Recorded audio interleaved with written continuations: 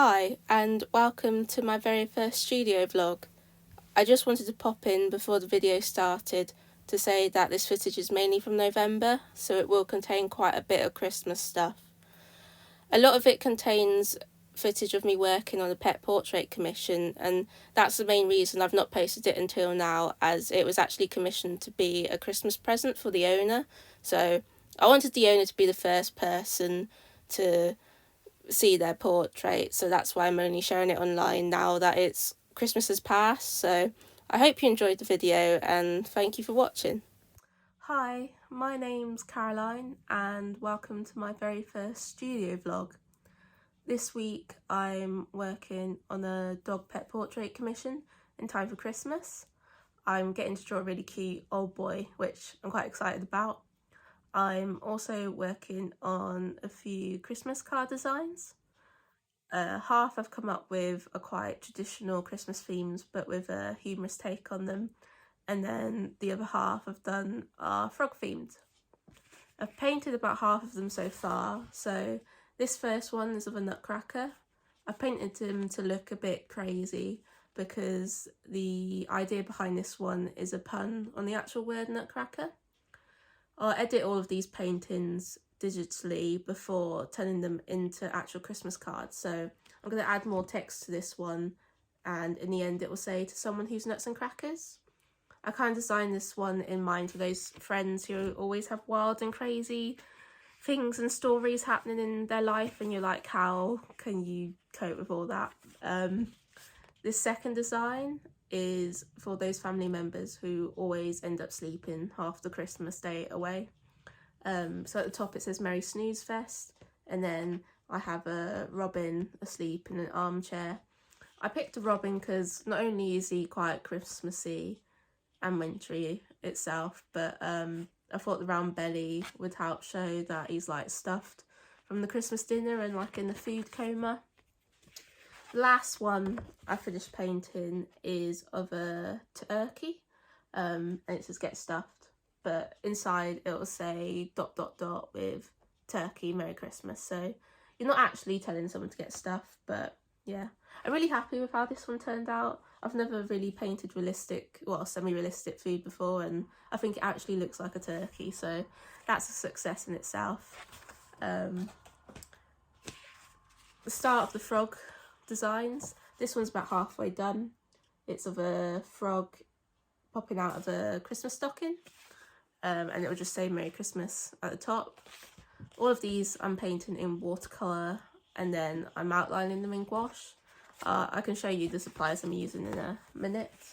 And then this design is a frog stack, but I've turned them all into reindeers because I thought multiple frogs, multiple reindeers. I don't know my logic really behind it, but I've drawn them all with antlers and a collar with bells, and then the very top one will have a glowing red nose and it simply says Merry Christmas at the top.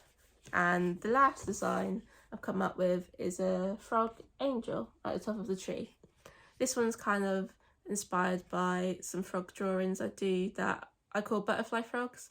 They're literally just frogs with butterfly wings, and so I was like, what Christmas thing has wings? An angel. So that's how that frog angel was born. I kind of started off by drawing all my ideas as thumbnails in my sketchbook, and then like picking my favourite ones as well as like asking other people which ones they like the best. I might come back to a few in the future, but I didn't want to overwhelm myself by doing too many designs, so I just stuck with doing 6. I also draw all of the card designs out of my sketchbook first, just because I find it easier to draw traditionally, but I do edit some on Procreate, like this one, because the proportions weren't quite right, so I fixed them. And then for some of the others, it's like I just drew like the main element and then like added the background behind it on Procreate. This just makes it easier to make things to the correct scale, and I also find it easier to add text on Procreate because I could use the canvas guide tool for getting up that grid to make all the letters straight and like evenly spaced and all that. I also came up with a few Christmas decoration ideas, but I only really like the star one, which I might go with. I have made some clay decorations. I'm not quite sure if I'll get them done in time, but hopefully. I'll show you them in a second. But I've mainly created just some stars and then some plain circles that I haven't even come up with the designs that I can paint on them, but it kind of leaves it very open for whatever I may come up with for them. And then these are my Peachtober paintings, and I've had some prints arrive I picked about 10 different paintings from these, turned them into prints, so I'll show you them as well right now. These are all the supplies I'm using for my Christmas cards, so it's just a generic paint palette. These are the main brushes I'm using. They're not really any fancy ones. This just came with my Himi gouache set. This one literally came with a plain model kit that I got years ago. And then this one, unfortunately the actual brand's broken off, so I'll try and find out what that is and put that in the description box. But this one I bought from Proart, and it's a really nice fine one. I'm using a mixture of 3 different watercolour palettes. The first one is a Jane Davenport Bright palette. I do apologise, a lot of my palettes are quite dirty. I need to give them a good clean, but this one's getting empty, but I won't be replacing it, as although I really like the colours, they're really nice and bright, not very archival, and it's quite expensive because I think it's like an American brand and I live in the UK. And then this is a Windsor and Newton cotman set. Again, quite dirty, I apologise, and I also need to replace these soon. Then I also have a Kuretake watercolour set. I'm not going to say the full name because I'll probably butcher it, but I'll have that linked below, and it's these nice big pans of watercolour. And then lastly, for the gouache outlines, I'm either using this white gouache that I'm mixing in with the watercolours, or I'm using my Himi palette. I also have a bigger one because quite a few ones in this palette have like run out, but I'm getting through this, and as well as the new one.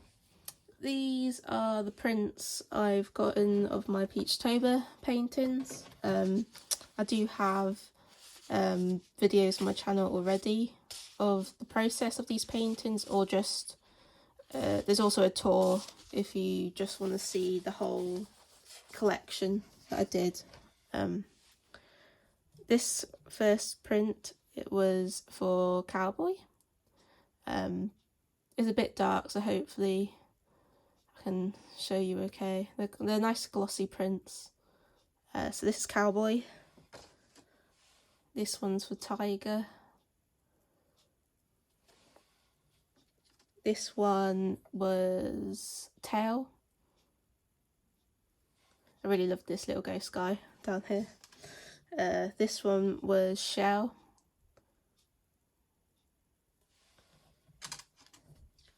This one was Trunk.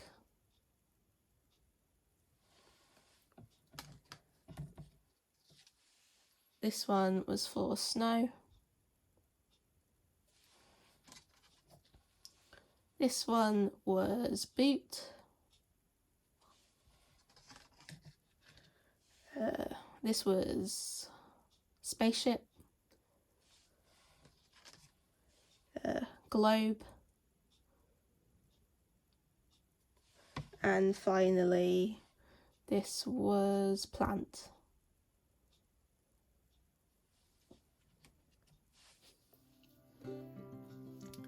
These are some of the clay decorations I've made so far. I've done several of each of these. They look a bit rough because I still need to sand them down and like smooth them out.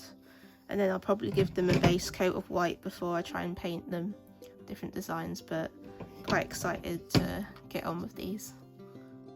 I took a few short clips of me working on some of the Christmas cards that I finished so far, so I will leave you to watch these with some relaxing music in the background.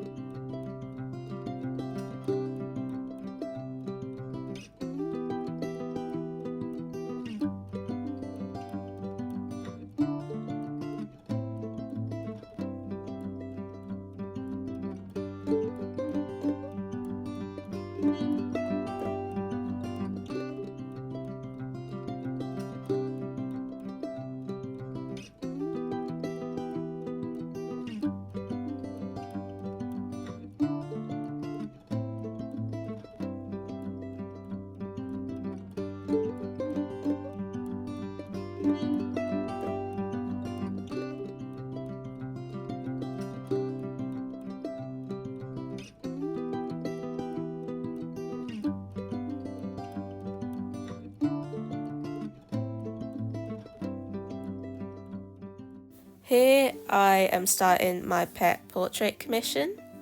I have spaces available if you're interested in getting your own pet drawn or someone else's as a gift for them. I will have my website linked down below, where all you have to do is fill out an inquiry form and I will get back to you with the different pricing options that I offer, and then we can just go from there.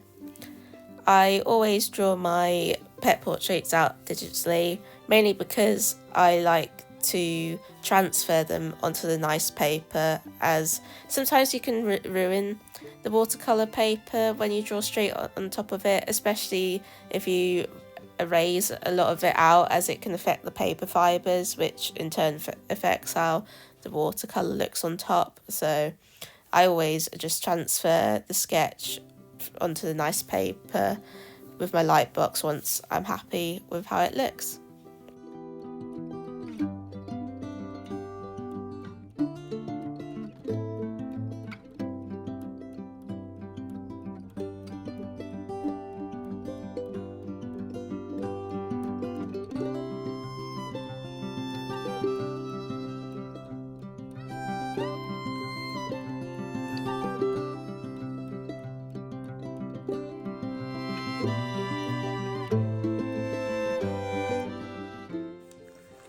I went to Bath the other day with one of my friends and I took her to Minerva Art Shop. It's a really nice art shop, I definitely recommend it. It's quite small, but the staff seem really friendly and they do student discount, which is a bonus. Unfortunately I can't take advantage of that anymore because I've graduated, but I did get some brushes, so I thought I'd do a mini art haul.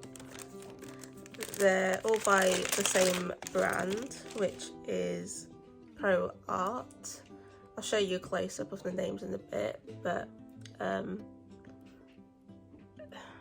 as you can hopefully see, they're very fine. I thought they'd be good for doing like whiskers and really detailed fur for my pet portraits. So yeah, they're actually the same brand as that brush that I'm missing the wording on, so there you go, there's your answer to what brand that brush is, but I'll show you a close-up of them now.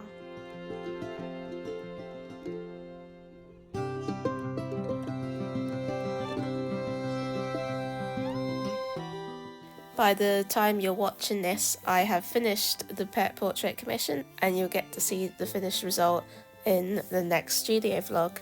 Thank you for watching, I hope you enjoyed the video, and I'll have all my social medias and website linked in the description box below if you would like to see more of my work. Thank you.